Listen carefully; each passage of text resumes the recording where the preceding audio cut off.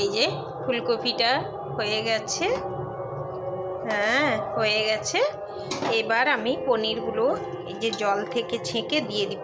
জল থেকে ছেঁকে দিলে কি হয়, খুব সুন্দর তুলতুলে নরম হয়, আর না হলে শক্ত শক্ত পনির থাকে।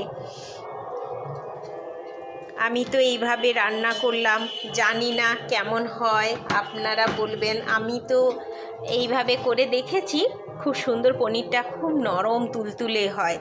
এবার এই যে দিয়ে দিলাম, দেখো তরকারিটার কালার এসছে কত সুন্দর। এবার পনিরটা একটু ফুটে যাবে, তাই খুব ভালোই লাগবে দেখতে।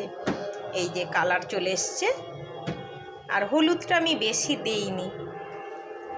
তাই দেখতে থাকো বন্ধুরা, সাথী পাহাড়ির ব্লগ, সাথী পাহাড়ির রান্নাঘর। সাথী পাহাড়ি সকাল থেকে সন্ধে অবধি যা করে তাই তুলে ধরে, আর রান্না বান্না মাঝে মাঝে দেই, কেননা পুরোটা তুলতে পারি না, লোকের বাড়ি রান্না করি।